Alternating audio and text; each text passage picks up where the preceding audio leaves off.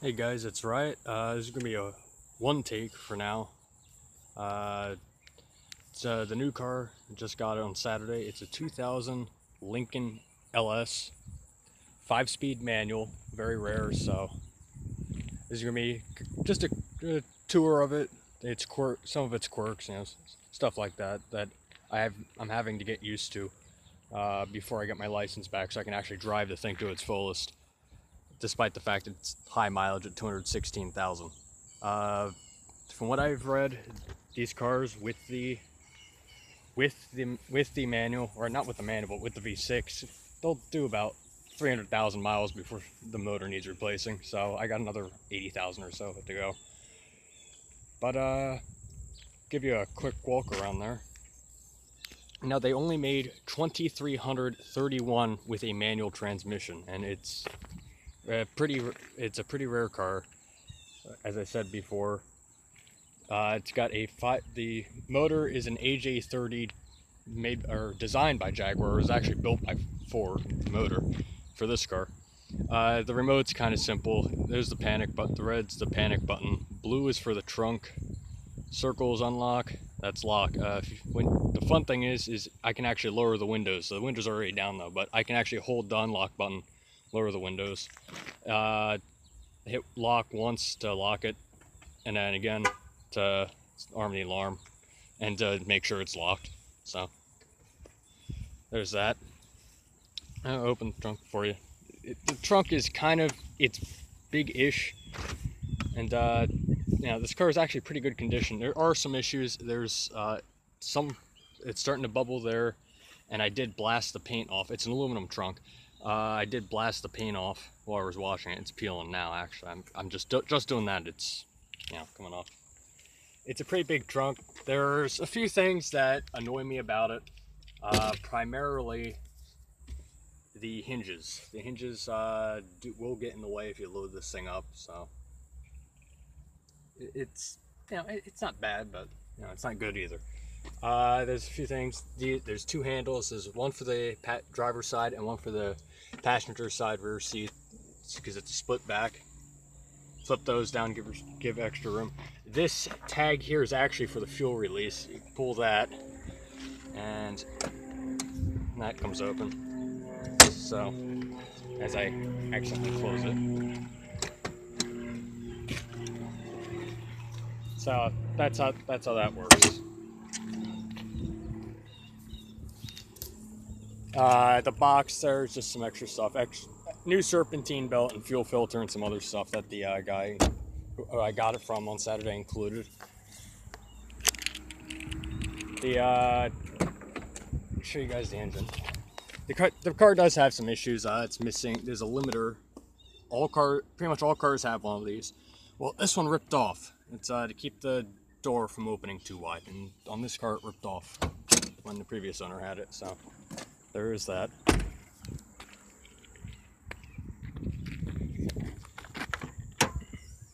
There's the dirty but glorious 3-liter V6. Like I said, Jaguar designed, but Ford built. I did record a video yesterday, but I didn't put it up because it was raining the entire video, so it's kind of hard to hear me over everything. Apologize for the throat. I just woke up and haven't eaten yet, so I just wanted to get this done. It's from what I've read, it depends on the year, but apparently the 03 and later put out. But the V8, these cars, they're very reliable. The V6s were reliable, but to the most part. Circle around to the inside. I'll start from the door, why not? Now, the storage situation is not ideal. There's this pocket, which can barely hold anything. There's this pocket, can barely hold anything. And there's the same thing on the other side. So, there is that. The glove box is not big enough, This is actually more of a glove box than the actual glove box, center console. For comparison, there's a quarter in there. And my hands aren't exactly big. I mean, the cup holder is half the size of the center console. And then in here, there's the actual glove box. This little pocket here where I keep the fuses, extra fuses, because it does need 10 amp fuses. It eats through the DCCV, which is the dual climate control vents or valve, eats through it. And then there's that pocket specifically for the manual. And then 6-disc CD changer was an option. And the guy left the CDs in. I knew he did, but I didn't remember. I wasn't sure if I took them out or not. So there's that. It's black on black. So black leather interior. The rear seat is actually really good condition. It's really firm. There's really not much though about the back seat. It does have a sunroof, so there is that. Just I guess to start out with the inside stuff, I have to open the door actually. Aside from the standard, there's the windows, door lock, and then it has. I'll get to this in a second. To actually see everything though, there are these switches down here. Now this one moves the seat forward and back, but the thing is it doesn't stop there, because if you push it up or down, like I have mine all the way up, but it actually raises and lowers the seat cushion, which is really nice. Then typical backrest, and then this one is power lumbar support, which is always fun. Now in addition to that, and the passenger seat has the same controls. Passenger front has the same controls. Now in addition to that, the steering wheel has this switch. It's power telescoping and it's power tilt. Mirrors, pretty much standard. My Escort has power mirrors, but there's the mirrors down. Now this is where it gets interesting, because these switches on the door, you'll see it says set 1 and 2. These are for driver positions. Back in 2000, only really high-end luxury cars seem to have this, because I know for a fact that a friend of mine's Honda Civic from 2010 doesn't have this. You hit set and it'll set whatever position everything's in. Then there's the 2 presets for driver 1 and driver 2. So I'm driver 1, so I'll just hit that. But driver 2, and actually, I think the mirror will move. So when I hit driver 1, and then it sets the mirrors except for the rear view mirror actually. So that's pretty cool. Also down here you have the lights. Now it has factory fogs. So this is parking lights, headlights, and then the automatic is for the driving lights. And then in addition to that, except for when it's off, if it's even in the parking light position, you pull it out and that turns the fog lights on.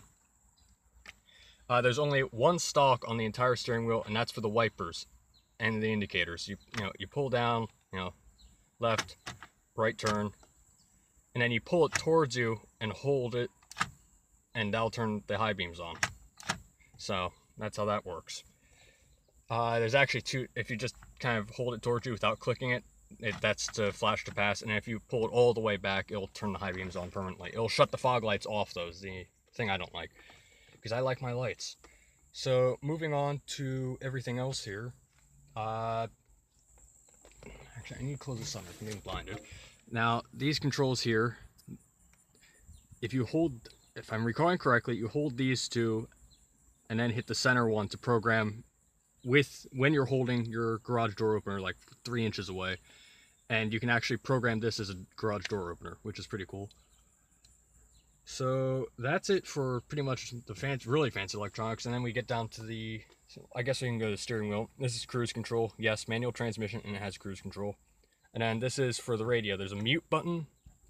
If I'm holding it like this, hit up and down, that's for the volume, but then on the back side I can cycle through the presets, and then if I hit media, that'll swap between tape, CD, AM, FM1, and FM2, depending on what I hit. And then there's the on-off button for the cruise controls down there as well. So like I said, this car doesn't have much storage space on the interior. Like there's the cup, it's one cup holder for 2 front seats. That makes sense. It's the original radio. Actually, let me get the key out. Turn this on. another thing is when you pull the key out, it automatically goes back to whichever driver's position is all the way back. So when I put the key in, it's adjusting everything to driver one preference, which is, you know, it's nice, but not that nice. So the thing I have an issue with in this car, you know, except besides the paint chips and a little bit of body damage, which I will show you in a second, is the DCCV for this doesn't work, the air conditioning. Everything works except for the dual climate control valve, and by that I mean it has climate control for each half, the passenger half of the car and the driver's half, and that valve is jammed in the full heater position, so no matter what I do, I cannot shut the heat off as long as this unit is on. So I have it shut off for now because it's summer. The radio, I said, it's a damn good radio. The speakers have a known issue. The speakers in the front, I think it's the front doors, will fill up with water. The doors fill up with water. I don't know why. I mean, I'd give an example, but I'd already drained the back doors. They fill up with water when it rains. Not a lot, but it's just enough to, you know, screw the speakers over. So there is that. Now this car does not have the Alpine system. The way you can tell that is it would say Alpine right there if it had that system. It does not. I have a standard system, so there's that. But it's AM, FM, it's got all the presets, it's got cassette, I can hit CD. I think David Bowie's the first CD on this. I have no clue, to be honest.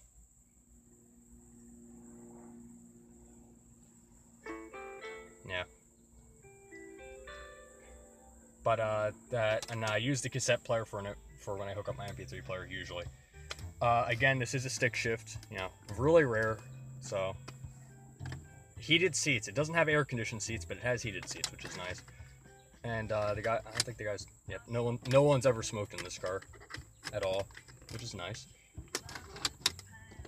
So there is that. And then watch when I pull the seat out. I don't know if the mirrors will adjust. I know the seat is.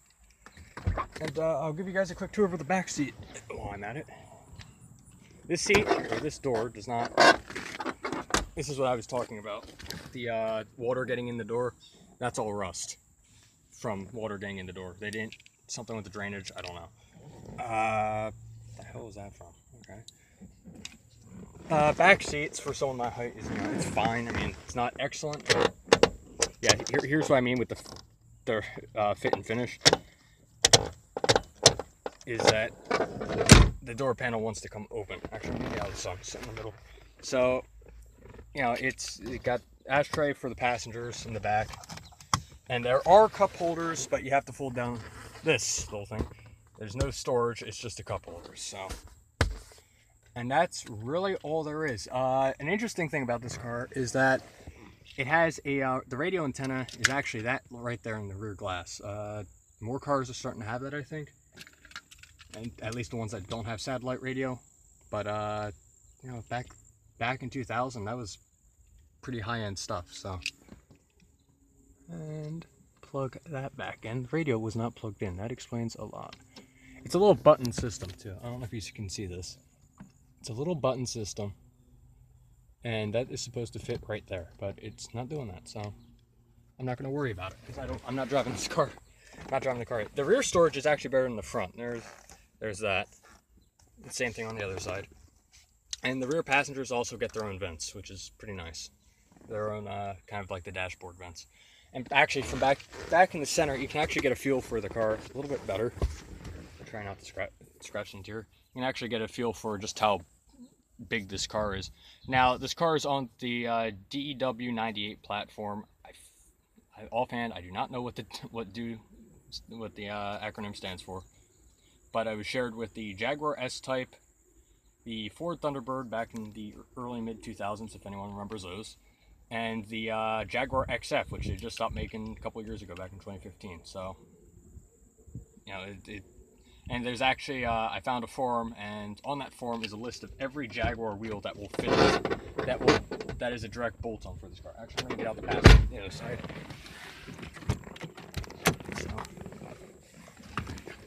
And since I'm getting out on this side, I can show you guys the body damage. So the guy got the car from his neighbor, hit the car, and you know, he apologized for it. It's not major, it's just, it'll buff out. The issue I have is that it's a little bit bent in here. The rear bumper cover is bent, so I'd need to have that pulled out in some way, shape, or form. Or the mounts, Tristan, I do not know. So that's the damage there. Are these indeed 17s, right? Since I'm looking at the wheel.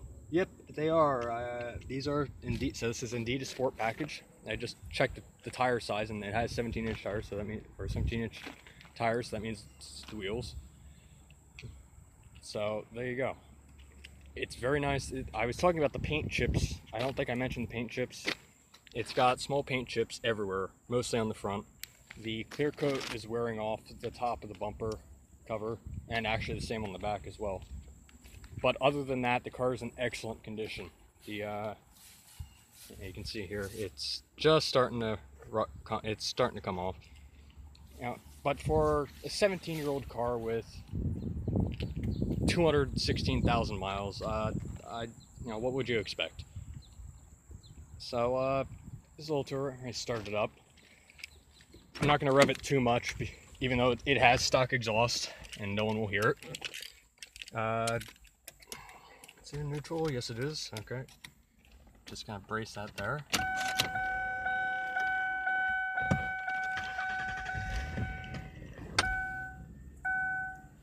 And there you go. Now it idles at about a little under 1,000, about 950 or so. It's not warmed up yet though either. And there's the mileage right there. So the trip meter is not accurate. My dad did not figure out how to reset that yet when he filled up. So, but 216,115 miles. So it's not bad. It needs an oil change. I actually added oil to it because it needed it. The car, because it has a sport package, this is going to sound weird. You know, people like, how much oil does it take? Well, it takes about 7 quarts. It takes 6.9, and that's most of it. About a half quart of that is to the oil cooler, which this car does indeed have. So, but there's the quick little tour of it. I'll post more videos in the future, especially once I get my license and I'm driving it. So, until then, I'll see you guys next time.